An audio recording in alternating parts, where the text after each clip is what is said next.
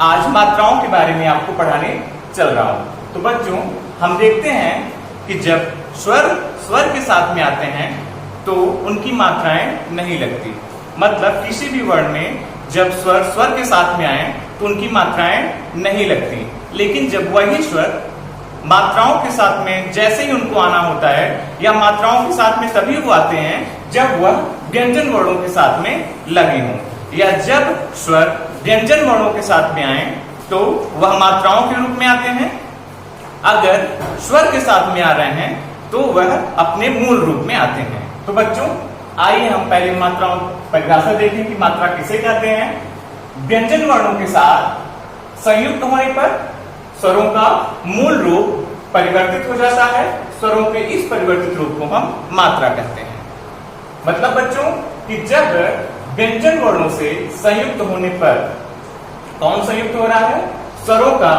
अगर जैसे ही व्यंजन वर्णों से संयुक्त हो जा रहे हैं, कौन संयुक्त हो जा रहा है? स्वर। जैसे ही कोई भी स्वर वह व्यंजन के साथ में संयुक्त हो जा रहा है, लग जा रहा है, ठीक है, आ रहा है, तो क्या होता है? स्वरों का मूल रूप परिवर्तित हो जाता है। मतलब जो स्वर आप 11 जानते हैं, अ, आ, ई इत्यादि जो भी हैं, वह अपने मूल रूप में नया करके क्या हो जाते हैं?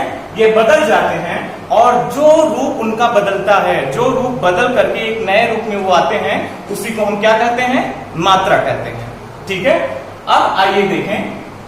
तो बच्चों, आप सब पहले से भी जानते होंगे कि स्वर जो है कितने होते हैं? 11 स्वर होते हैं। 11 स्वर कौन कौन से हैं? अ, आ, ई मतलब छोटी, बड़ी, छोटा ऊ, बड़ा ऊ, री, ए, ओ और अ। ये 11 स्वर हुए। अब आइए हम देखें कि जो ये स्वर हैं, इनको 2 प्रकार से लिखा जा सकता है। मतलब इन्हें हम 2 प्रकार से लिख सकते हैं। वो कौन कौन से हैं? तो पहला हम देखते हैं कि स्वरों को उनके मूल रूप में लिख सकते हैं। मूल रूप मतलब ये जो अ है यही आ जाए, आ है यही आ जाए। मतलब आ, अगर कोई भी हम शब्द लिख रहे हैं, ठीक है, तो उस शब्द में ये मूल रूप में भी आ जाते हैं और मात्राओं के रूप में भी ये आ जाते हैं। तो अब आइए हम देखते हैं कि कब ये जो है वह अपने मूल रूप में आते हैं और कब ये मात्राओं के रूप में आ जाते हैं। तो पहले तो ऊपर की परिभाषा से भी काफी स्पष्ट हो जाता है कि जब व्यंजन वर्ण के साथ में आते हैं तो यह मात्राओं के रूप में ही आते हैं, और जब स्वर के साथ में आते हैं तो ये क्या करते हैं? अपने मूल रूप में ही आ जाते हैं। तो आइए देखें कि यहाँ पे दिया गया है कि स्वरों के साथ में अगर ये आते हैं तो ये अपने मूल रूप में आ गए। मतलब जो स्वर हैं, आ इत्यादि जो भी हैं, ये क्या किए? अपने मूल रूप में कब आए? जैसे कि अनार है, ये शब्द है अनार। अनार में ये जो शब्द का ये पहला जो है अक्षर है या वर्ण है अनार, ये जो है स्वर है, और स्वर जो है वह अपने मूल रूप में आया है। किसमें आया है? मूल रूप में आया है। इसी तरह से दूसरा उदाहरण है आम। आम का जो आ है, ठीक है, यह स्वर है और स्वर जो है यहाँ पे क्या हुआ है? मूल रूप में आया हुआ है। इसी तरह से इमली का ई जो है ये भी अपने मूल रूप में आया हुआ है और यह स्वर है। ठीक है। अब हम आइए दूसरे रूप में देखते हैं कि इसको दूसरी तरह से कैसे लिखा जा सकता है। तो इसमें देखते हैं कि व्यंजन के साथ मिला करके अगर हम ये जो स्वर हैं इनको व्यंजन के साथ में मिलाकर लिखते हैं, या तो ये क्या होते हैं? मात्राओं के रूप में बदल जाते हैं। सभी स्वर की अपना एक लिखने का चिन्ह है जब वह व्यंजन के साथ में आते हैं, सिर्फ और सिर्फ इसको अ को छोड़ करके, क्योंकि अ की कोई भी मात्रा नहीं होती। ठीक। जब वह व्यंजन वर्ण के साथ में मिलता है तो वह प्रायः लुप्त हो जाता है, हमको दिखाई नहीं पड़ता, लेकिन वह जुड़ा हुआ होता है, उसकी मात्रा नहीं होती। तो आइए देखें, यहां पे हम ये देखते हैं कि स्वरों का जो मूल रूप है वह अ ये है, इसकी कोई मात्रा नहीं होती। बड़ा आ हुआ, बड़ा की मात्रा ये हुई। छोटी, छोटी की मात्रा ये हुई। बड़ी, बड़ी की मात्रा यहाँ पे है। छोटा ऊ, छोटा ऊ की मात्रा ये है। बड़ा ऊ की मात्रा है। री की मात्रा, ए की मात्रा, ए की मात्रा, ओ की मात्रा और औ की मात्रा यहाँ पे लिखी गई है। मतलब जब यह स्वरों के साथ में जब रहते हैं तो अपने मूल रूप में रहते हैं। मूल रूप में मतलब यह है कि अ आ ई इन सब फॉर्म में रहते हैं। वहीं जैसे ही ये व्यंजन के साथ में मिलेंगे, जैसे ही इनको व्यंजन के साथ में आना होगा, व्यंजन के साथ में मिलाकर लिखना होगा, तो यह अपने तुरंत मात्राओं के रूप में परिवर्तित हो जाते हैं। इस तरह से आइए इनका उदाहरण देखते हैं।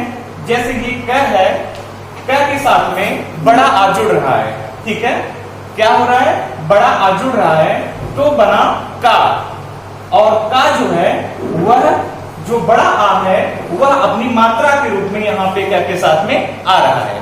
किसके साथ में आ रहा है, क्या के साथ में अपनी मात्रा के रूप में आ रहा है। ये आ जो है यहाँ पे नहीं आ रहा है, क्योंकि हम व्यंजन के साथ में इसे मिलाकर लिख रहे हैं, तो ये जो क आ है वह अपनी मात्रा के रूप में यहाँ पे आ रहा है। अब आइए देखते हैं कि आप इसी तरह से क को भी लिख सकते हैं, का भी है, की भी है, बड़ी की है, छोटा कु है, बड़ा कु है, क्वी है, के है, क है, को है और क है। आप इसी तरह से ख भी है, खा, की मतलब बड़ी की इत्यादि जितने भी व्यंजन वर्ण हैं, जितने भी व्यंजन वर्ण हैं, सब के साथ में अगर व्यंजन वर्णों के साथ में हम मिलाकर स्वरों को लिखेंगे, ठीक है, तो वह अपने मात्रा के रूप में आते हैं, न कि वह अपने मूल रूप में। वह अपने मूल रूप में नहीं आएंगे, बल्कि अपनी मात्राओं के रूप में वो व्यंजन के साथ में आते हैं। अब आइए देखते हैं कि जो र है, जो र व्यंजन है, वह बाकी जो मात्राएं हैं उस पे, जैसे बड़ा की मात्रा है वो भी एकदम वैसे ही लगेगी जैसे अन्य व्यंजनों के साथ में लगती थी। की है, छोटी ई, बड़ी ई, सारी मात्राएं मतलब जितनी भी मात्राएं हैं सब वैसे ही लगेंगी जैसे अन्य व्यंजन के साथ भी लगती हैं। लेकिन छोटा ऊ और बड़ा ऊ जब र के साथ में मिलता है, जैसे ही ये छोटा ऊ और बड़ा ऊ र के साथ में आएगा, र व्यंजन के साथ में आएगा, तो उनकी मात्राएं जो हैं इस तरह से लगेंगी, ठीक है। यहां पे ये आप देख रहे होंगे कि ये इस तरह से आएंगे। इनका रूप जो है थोड़ा सा परिवर्तित हो जाता है र के साथ में। वहीं बच्चों आपने पहले पढ़ा होगा या पहले जो है हमारे स्वर में अं और अह भी थे, लेकिन अब नहीं है। अब क्यों नहीं है? क्योंकि हम उनको अब स्वर नहीं मानते, ठीक है। अब उनको हम अयोगवाह की श्रेणी में रखते हैं, न तो वह स्वर है और न ही व्यंजन है, ठीक है बच्चों। तो आप सबने जाना कि मात्रा पहले हम देखें कि मात्रा किसे कहते हैं? व्यंजन वर्णों से संयुक्त होने पर स्वरों का मूल रूप परिवर्तित हो जाता है। ये आपने पढ़ा है कि जैसे ही व्यंजन वर्ण से कोई भी स्वर संयुक्त हुआ, वैसे ही उनका जो मूल रूप है वह परिवर्तित हो गया, बदल गया, ठीक है। और जो बदलाव आता है स्वरों में, मतलब स्वर जैसे ही अपने रूप को बदलते हैं, जो रूप उनका आता है उसी को हम क्या कहते हैं? मात्रा कहते हैं। उन्हीं को क्या कहते हैं? मात्रा कहते हैं। जैसे हमने देखा कि हमारे हिंदी भाषा में 11 स्वर हैं। 11 स्वर में अ, आ, छोटी, बड़ी, छोटा ओ, बड़ा ओ, री, ए, ओ और औ। इन सब की जो मात्राएं हैं, जब यह व्यंजन वर्ण के साथ में संयुक्त होंगे तो यह बदल जाएंगे किसके रूप में? हम देखते हैं कि ये जो है अ की जो कोई भी मात्रा नहीं है, यह जब व्यंजन वर्ण के साथ में आता है तो वह जो है छिप जाता है, ठीक है। इसकी कोई अपनी मात्रा नहीं है। वहीं जब बड़ा आएगा तो इसके रूप में बदल जाएगा, छोटी इसके रूप में। ये मतलब जो दिए गए हैं ये स्वरों की मात्राएं हैं, मतलब व्यंजन वर्णों के साथ में जैसे ही संयुक्त होंगी तो वो इस रूप में बदल जाएंगे, ठीक है।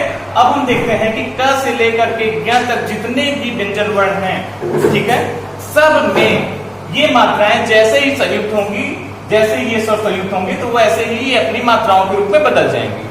और उनका रूप जैसे क के साथ में ये जो दिया गया है, क के रूप में ये सारी मात्राएं जो है क के साथ में लगी हुई हैं, ये ऐसे ही होंगी र को छोड़ करके। र में क्या होगा?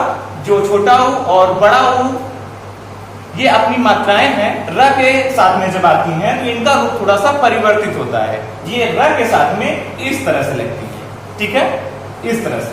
बाकी सारी व्यंजन के साथ में इस तरह से लगेंगी और र के साथ में इस तरह से लगेंगी। ठीक। दूसरी चीज हम यह देखते हैं कि अं और अह जो है अब वो स्वर में नहीं रहे। ठीक है, अब हम उन्हें अयोगवाह की श्रेणी में रखते हैं। किसकी श्रेणी में? अयोगवाह की श्रेणी में। ठीक है बच्चों, धन्यवाद।